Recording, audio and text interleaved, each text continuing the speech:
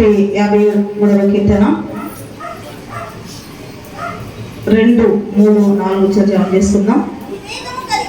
వివేకము కలిగి దేవుని వెతకువారు కలరేమోని దేవుడు ఆకాశము నుండి చూచి నరులను పరిశీలించెను.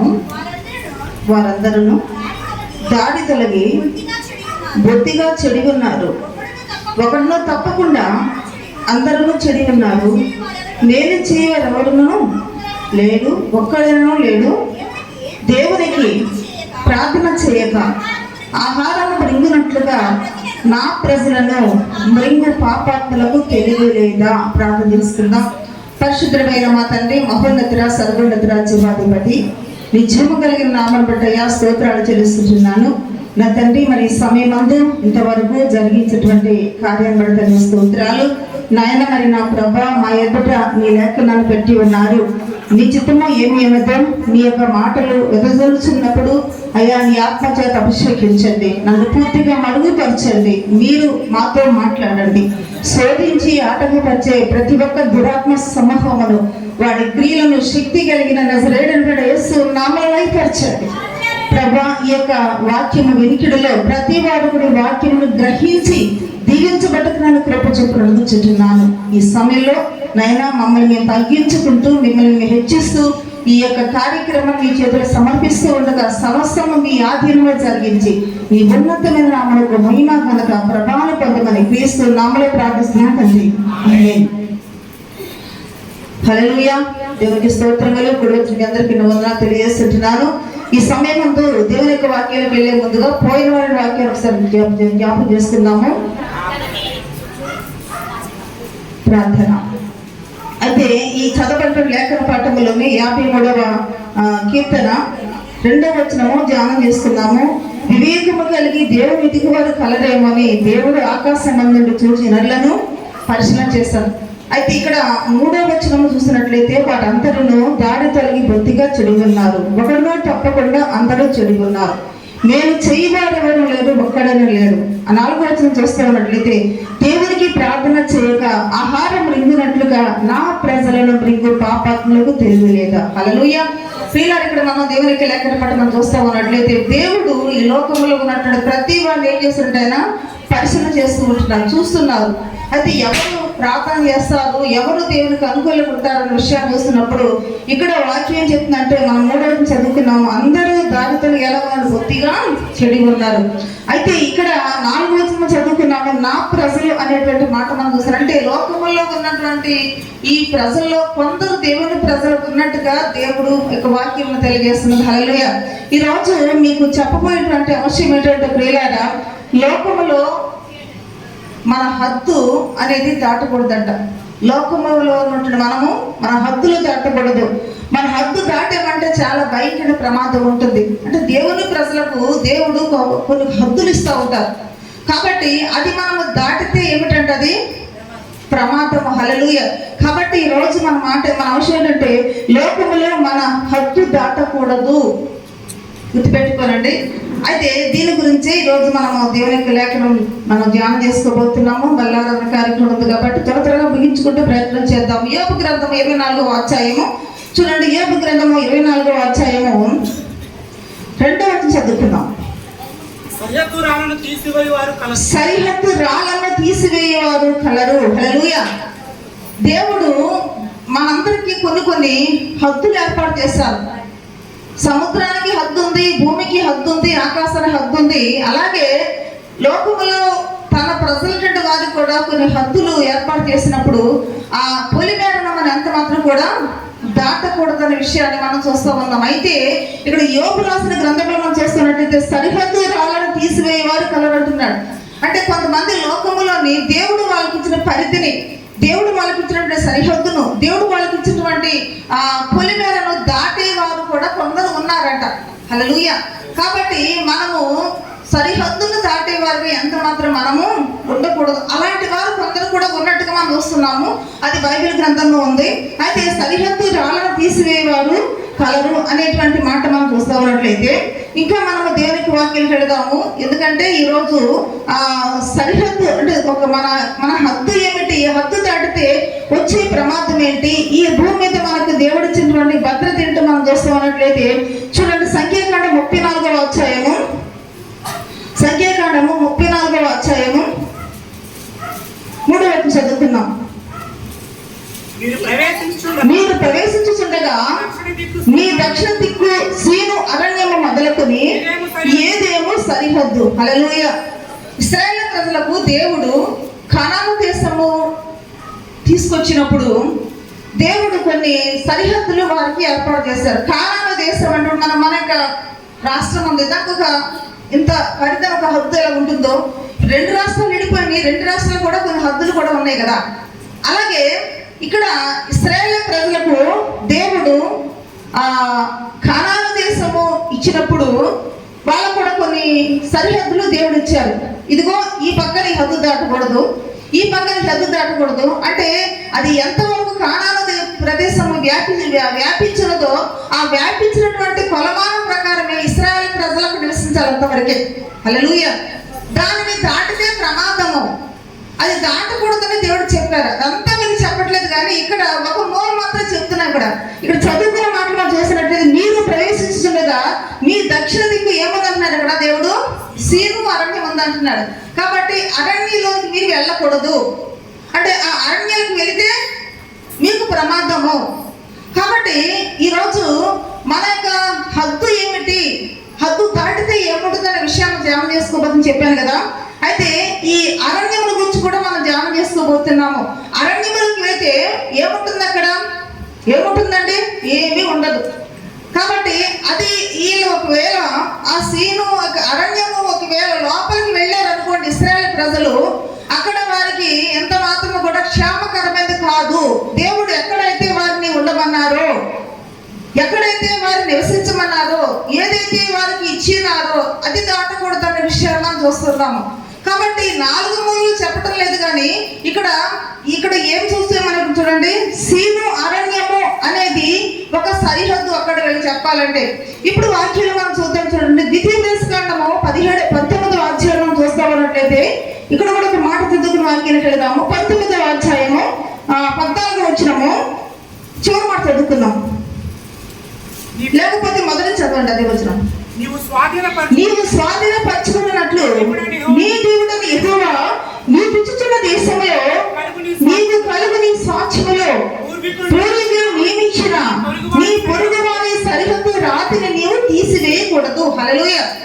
అంటే నియమం ఏంటి అంటే ఇశ్రాయేలు ప్రజల్లో కూడా అక్కడ కూడా వాళ్ళు కూడా మనలో అనుకోండి, మన స్థితిలో ఒక సరిహద్దు ఉంటుంది, మన భూమికి సరిహద్దు ఉంటుంది, మన గ్రామానికి సరిహద్దు ఉంటుంది, ఉంటుందా ఉండదా, మన మండలానికి సరిహద్దు ఉంటుంది.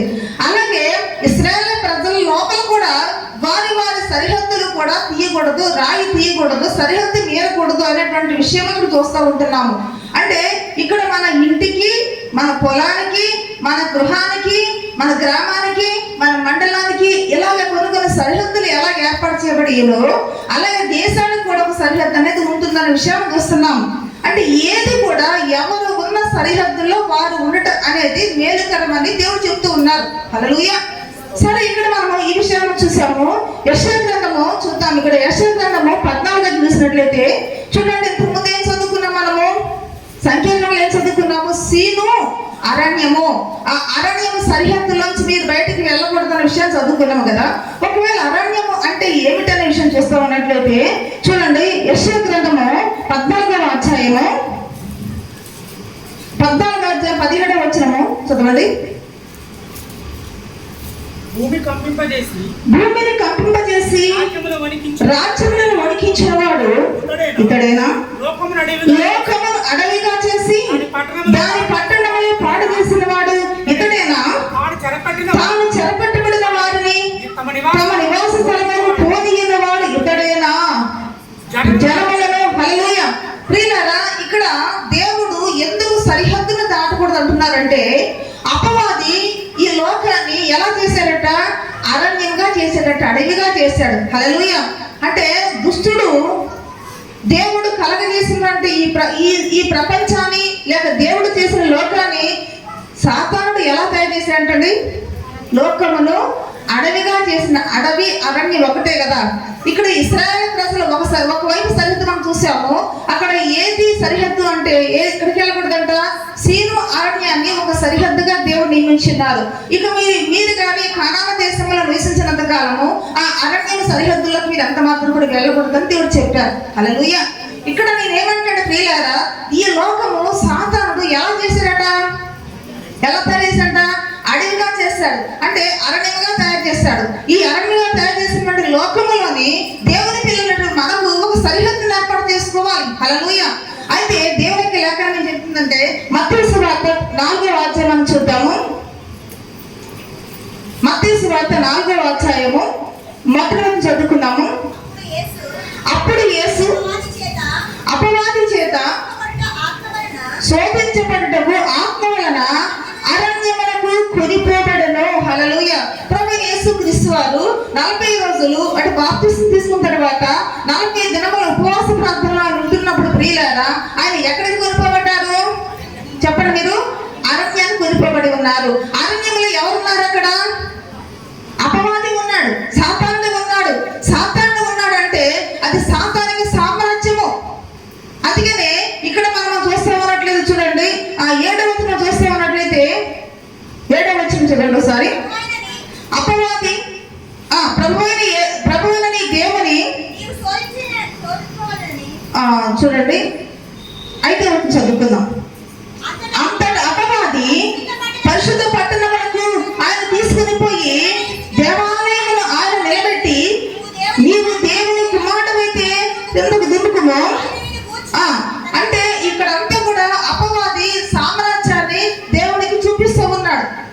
అంటే ఇదంతా కూడా లోకమంతా ఇప్పుడు ఎవరి మయమై ఉన్నది? దుష్టుడి మయమై ఉన్నది. ఈ దుష్టుడు ఇక్కడ ఏం చేస్తున్నాడంటే ఒక సామ్రాజ్యాన్ని ఏర్పాటు చేస్తున్నాడు. ఎక్కడ? లోకములోనే దుష్టుడు సామ్రాజ్యాన్ని ఏర్పాటు చేస్తున్నాడు. అంటే లోకాన్ని సాతానుడు ఎలా తయారు చేశాడని మనం చదువుకున్నాము. అడవిలా తయారు చేశాడు. అందుకే ఆ లోకమును అడవిగా తయారు చేసినాడు ఇతడే అంటే వాడే తేజో నక్షత్రము అపవాది సాతానుడు. అయితే ఈ సాతానుడు అనేటువంటి వాడు ఎక్కడున్నాడంటే ప్రభువైన యేసుక్రీస్తు వారి యొక్క మాట మనం చూసినట్లయితే ఆయన 40 రోజులు ఉపవాస ప్రార్థనలు చేస్తున్నప్పుడు అరణ్యానికి వచ్చినప్పుడు అక్కడ వచ్చినటువంటి సాతానుడు చూస్తున్నాము. తర్వాత లోక రాజ్యాలను చూపించాడు. లోక రాజ్యాలను కూడా నాయకు వస్తాడు అంటే ఇక్కడ సాతాన సామ్రాజ్యం ఉన్నదన్న విషయాన్ని చూస్తున్నాం. హల్లెలూయా. అంటే లోకములో ఎవరి సామ్రాజ్యం ఏర్పడిలో ఉన్నది? సాతానికి సామ్రాజ్యం ఏర్పడిలో ఉన్నది ప్రియులారా. సాతాను తన గుప్పిట్లో పెట్టుకున్నటువంటి జనాంగాన్ని చూపిస్తున్నాడు సాతానుడు. అయితే నువ్వు నా కాళ్ళకి మొక్కినట్లయితే ఈ లోక రాజ్యానికి ఇచ్చేస్తానంటే దాని అర్థం ఏంటి? మీకు చాలాసార్లు చెప్పాను. అపవాది గుప్పిట్లో ఉన్నది ఏంటిది? లోకము. లోక సామ్రాజ్య విధానం అంతా వాడు ఏలుబడి క్రింద ఉన్నది.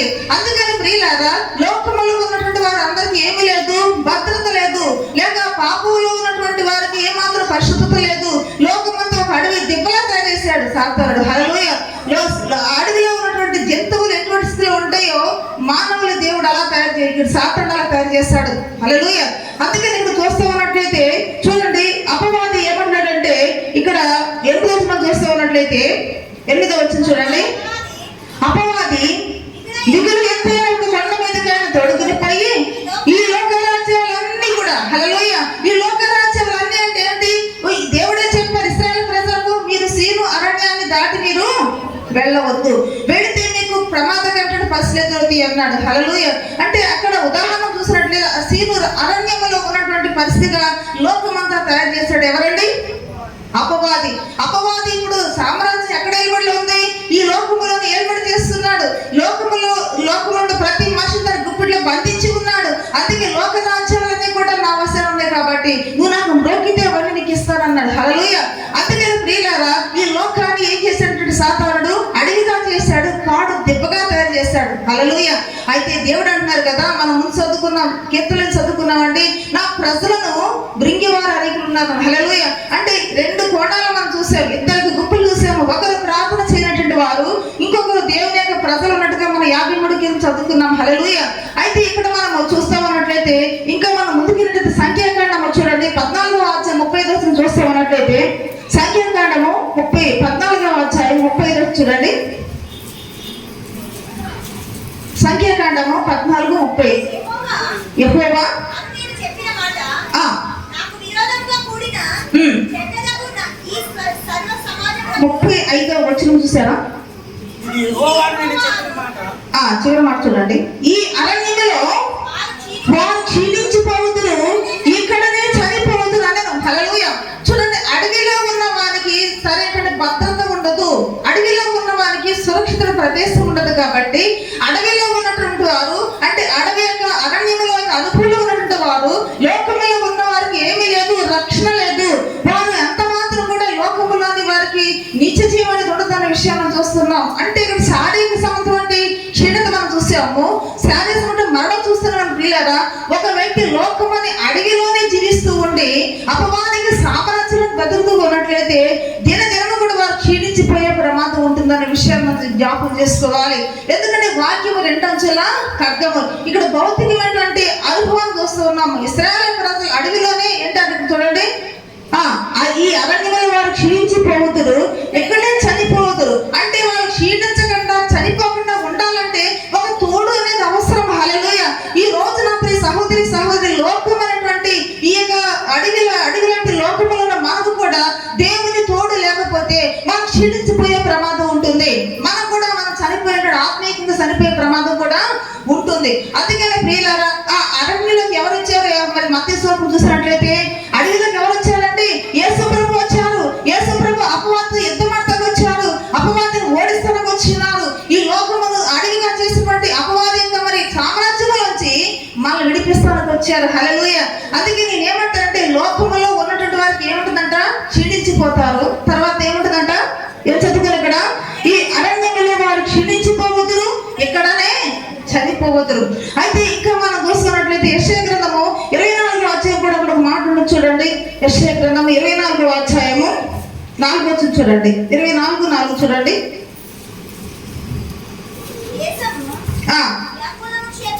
దేశము వ్యాకులము చేత వాడిపోచున్నది, లోకము దుఃఖము చేత క్షీణించిపోచున్నది, భూజనులో గొప్పగా క్షీణించిపోతురు, లోక నివాసులు ధర్మశాసనములను అతిక్రమించి ఉన్నారు. హల్లెలూయా. లోకములో ఉంటున్న మనుషులు ఎందుకు ఆత్మీయ క్షీణించిపోతున్నారు? ఎందుకు ఈ లోకములోని కృషించిపోతున్నారంటే ఏమి అతిక్రమిస్తున్నారట?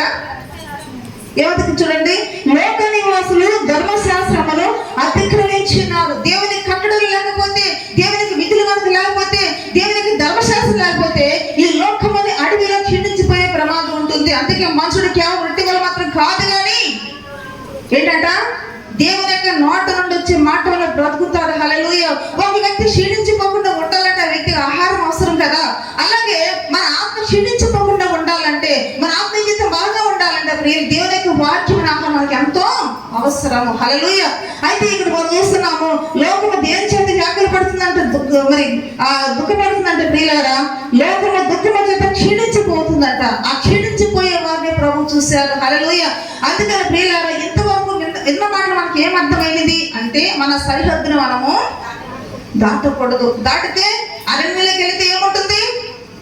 క్షీణించిపోయే ప్రమాదం ఉంటుంది, దుఃఖపడే చచ్చిపోయే ప్రమాదం ఉంటుంది. అందుకే దేవుడు అని చెప్పాడు కదా, ఈ లోకాన్ని సాతానుడు ఎలా చేశారట? ఎలా తయారు చేశాడండి? అడవిగా చేశాడంట. ఆ అడవిలో ఉన్నటువంటి సాతానును ఓడించడం కొరకే యేసు ప్రభువును వెళ్ళి మనం చూస్తుంటున్నాము. హల్లెలూయా. అది ఇంకా మన వాక్యం ముందుకెళ్ళినట్లయితే ద్వితీయోపదేశకాండము 2వ అధ్యాయము 7వ వచనం చదువుకుందాము. 2వ అధ్యాయం 7వ వచనం చూడండి. ఈ చేతులు పన్నెండింటిలోనే ఈ దేవుడైన యెహోవా నిన్ను ఆశీర్వదించును. గొప్ప అరణ్యములో ఈ గొప్ప అరణ్యములో నీవు ఈ 40 సంవత్సరములు సంచరించిన సంగతి ఆయన ఎరుగును. నీ దేవుడైన యెహోవా నీకు తోడే ఉన్నాడు. హల్లెలూయా. ఇశ్రాయేలు ప్రజలు అడవిలో ప్రయాణం చేస్తున్నప్పుడు 40 సంవత్సరాల అరణ్యములో వారు ప్రయాణం చేస్తున్నప్పుడు దేవుడు వారికి తోడుగా ఉన్నారు. కాబట్టి వారికి ఏమి కూడా తక్కువ రాలేదు. హల్లెలూయా. నీ జీవితంలో ప్రియ సహోదరుడా, దేవాది దేవుడు నీకు తోడుగా ఉన్నట్లయితే ఈ లోకమైన అడవిలో నువ్వు జీవించినా కూడా నీకు ఏముండదంట? ఎటువంటి అపాయం కూడా నీకు రాదు. హల్లెలూయా. అయితే లోకస్తులు ఎందుకు క్షీణించిపోతారంటే దేవునికి ధర్మశాస్త్రం వారు మన చదువుకున్న విషయంలో చదువుకున్న మనము ధర్మశాస్త్రం అతిక్రమిస్తున్నారు కాబట్టి వారు ఏమైపోతున్నారట, క్షీణించిపోతున్నారు. ఆహారమైనటువంటి వ్యక్తి ఎలా క్షీణించిపోతారో ప్రియులారా, ఒక వ్యక్తి దేవునికి ధర్మశాస్త్ర విధులను పాటించకపోతే ఆ వ్యక్తికి క్షీణించే ప్రమాదం ఉంటుంది. అందుకే ఆ 40 సంవత్సరాలు కూడా ఇశ్రాయేలు ప్రజలకు ఎవరు తోడుగా ఉన్నారు? ఎవరు తోడుకున్నారంటే మనం చదువుకున్నాం కదా. చూడండి, నిన్ను ఆశీర్వదించి నీ దేవుడైనటువంటి యెహోవా నిన్ను ఆశీర్వదించెను. ఈ గొప్ప అరణ్యంలో నీవు ఈ 40 సంవత్సరాలు సంచరించిన సంగతి ఆయన ఎరుగును. నీ దేవుడైన యెహోవా నీకు తోడుగా ఉన్నాడు. హల్లెలూయా. ఇశ్రాయేలు ప్రజలు ఆ అరణ్యంలో ఎందుకు క్షేమంగా ఉన్నారు అంటే దేవుడు వారికి తోడుగా ఉన్నారు కనుక. ఇశ్రాయేలు ప్రజలు ఎందుకు క్షీణించకపోలేదంటే దేవుడు అనుదినం కూడా వారికి ఆహారమైనటువంటి మన్నాను కురిపించినారు కాబట్టి. ఇశ్రాయేలు ప్రజలు ఎందుకు చనిపోలేదంటే ఆ అరణ్యంలో కూడా బండలోంచి నీరు ఇచ్చాడు కాబట్టి. హల్లెలూయా. నా ప్రియ సహోదరి సహోదరుడా, మరి ఇశ్రాయేలు ప్రజలు తోడే ఉన్నటువంటి దేవాది దేవుడు ఈ రోజు మనందరికీ తోడే ఉండడానికి ఎలాగొచ్చారంటే మత్తయి సువార్త చూడండి, మత్తయి సువార్త 1వ అధ్యాయము 28 చదువుకుందాం. 1:28 చూడండి, 23 చూడండి, 21 చూడండి. 21 ఆమె ఒక కుమారుని కనెను. 21 తన ప్రజలను వారి పాపం నుండి ఆయన రక్షించెను గనుక ఆయన యేసు అని పేరు పెట్టెదను. ఇదిగో కన్యక గర్భవతి కుమారుని కనెను, ఆయన ఇమ్మానుయేల్ అని పేరు పెట్టబడను. ఇమ్మానుయేల్ ఏంటి అర్థం అంటే మనం చదువుకున్నది ఇక్కడ దేవుడు మనకు 24 వచ్చిన ఉంటుంది కదా, దేవుడు మనకు తోడు. ఇశ్రాయేలు ప్రజలకు ఎవరు తోడుగా ఉన్నారు? దేవుడు తోడుగా ఉన్నాడు. ఇప్పుడు ప్రభు యేసుక్రీస్తు వారు ఈ లోకమంత అరణ్యంలో జీవిస్తున్న నీకు నాకు క్షీణించిపోకుండా అనుదిన జీవితంలో మన ఆత్మీయ జీవితంలో మనం బలపరచడానికి మనకు తోడుగా ఉండడానికి ప్రభువైన యేసుక్రీస్తు వారు లోకములకు వచ్చిన చూస్తూ ఉంటున్నాం. హల్లెలూయా. ఎందుకంటే ప్రియులారా, మన సరిహద్దులు దాటితే మనకేముంటుంది? మనకేముంటుందండి? ప్రమాదం ఉంటుంది. అంటే యేసు ప్రభు వారి లోకములకు వచ్చి మన సరిహద్దులు దాటకుండా ఉండటానికి ఆయన ఒక వర్తమానాన్ని లోకంలో తీసుకుని వచ్చారు. ఆయన మనకు భద్రత ఇచ్చినారు, ఆయన మనకు వాక్యం ఇచ్చారు, శాస్త్రం ఇచ్చారు, ధర్మశాస్త్రం ఇచ్చినారు. ఆయన ఇశ్రాయేలుకు ధర్మశాస్త్రం ఎలా ఇచ్చినారో ఈ రోజు వాక్య రూపంగా ఉన్నటువంటి మన దేవుడు మనతో మాట్లాడుతున్నప్పుడు ఆ శాస్త్రాలు మనం ఎంత మాత్రం కూడా చెప్పండి మీరు మీరకూడదు, ఆ సరిహద్దులు మనం దాటకూడదు. కొందరు ఏం చేస్తారంటే సరిహద్దు రాళ్లను చెప్పండి మీరు తీసివేయి వారు కలరని చదువుకున్నాం. హల్లెలూయా. కాబట్టి దేవుడు మనకు ఒక సరిహద్దుని ఏర్పాటు చేస్తున్నప్పుడు లోకంలోంచి నేను మిమ్మల్ని ఏమన్నారు చెప్పండి ఏర్పరచుకున్నాను. ఏర్పరచుకుని ఎందుకు చేయరు అంటే మరలా లోకంలో కలగకూడదనా కలవాలనా? కలవకూడదనే. అంటే లోకముల నుంచి దేవుడు ఇది సరైనటువంటి కాదని ఇక్కడ తీసి మళ్ళీ ఇక్కడ పెట్టినప్పుడు మనం ఎక్కడ ఉండాలి? అక్కడే ఉండాలి. లేదు మళ్ళీ ఎక్కడికి వెళ్తానంటే మనకి ఏముంటుంది? ప్రమాదం ఉంటుంది. హల్లెలూయా. అంటే దేవుడు ఇశ్రాయేలు ప్రజలకు ఎలా తోడుగుండి 40 సంవత్సరాలు అది నడిపించినారో ఈ రోజు నాకు ఈ సహోదరి సహోదరుడా మనకి తోడుగా ఉండడానికి యేసు ప్రభు ఇమ్మానుయేల్ ఈ లోకంలోకి ఆయన వచ్చి ఉన్నారు. హల్లెలూయా. అంటే మనం ఏం చదువుకున్నాము? అరణ్యంలోకి వెళ్ళినప్పుడు సాతానుడు అక్కడ దేవుడు కనిపించి ఏం చేశాడంటే వాద్యం ఆడుతున్నాడు. వాడిని ఓడిస్తానికి యేసు ప్రభు లోకంలోకి వచ్చినారు. అపవాది సామ్రాజ్యం నుంచి అపవాదికి అధికారం నుంచి దేవుడు మనల్ని ఏం చేశారట? విడిపించి ఈ లోకంలో దేవుడు ఏం చేశారు? ఆయన మనను ప్రత్యేకించినారు. హల్లెలూయా. అందుకని ప్రియులారా ఇక్కడ మనం ఇంకా చూస్తూ ఉన్నట్లయితే లూకా సువార్త 21వ అధ్యాయము 26వ వచనం చూడండి. ఆకాశమందలి శక్తులు కదిలింపబడును గనుక లోకము మీదకి రాబోతున్న విషయమైన భయం కలిగి మనుషులు ఎదురు చూచుచు ధైర్యం చెడి పూలుతురు. హల్లెలూయా. లోకములోనికి ఒక ఉపద్రవం రాబోతున్నది. ఈ అడవిగా చేసినటువంటి సాతాను చేసిన అడవిగా చేసిన లోకములోనికి ఒక రోజు ఉపద్రవం రాబోతున్నది, ఒక ప్రళయం రాబోతున్నది, దేవునికి రాకడ రాబోతున్నది. ఆ రోజు లోకమంతా కూడా భూమి అందరూ సమస్య కాలిపోయే రోజు కూడా రాబోతుంది. హల్లెలూయా. దీనిలోంచి మనం సురక్షితంగా విడిపించబడి సురక్షితంగా ఉండటానికి దేవుడితో మనం ఉండటానికి ఆయన లోకంలోకి వచ్చినారు. హల్లెలూయా. ఆయనతో మనం ఉన్నట్లయితే అందుకే నా చేతుల నుండి మీకు ఏమిడుతున్నారు? ఆయన భద్రత. కాబట్టి ఆయన చేతులు ఉంటే భద్రత ఉంటుంది, ఆయన వాక్యం పరిధిలో ఉంటే మనకు ఒక సురక్షిత ప్రదేశం ఉంటుంది. హల్లెలూయా. అందుకే సరిహద్దును మనము దాటకూడదు. ఎందుకు దాటకూడదంటే లోకములోనికి ఒక గొప్ప ఉపద్రవం రాబోతున్నది కనుక ఆ ఉపద్రవం మనం తప్పించబడాలంటే ఆయన మనకు తోడంతో అవసరం. హల్లెలూయా. అందుకే మన సరిహద్దును ఎంత మాత్రం మనము దాటకూడదు.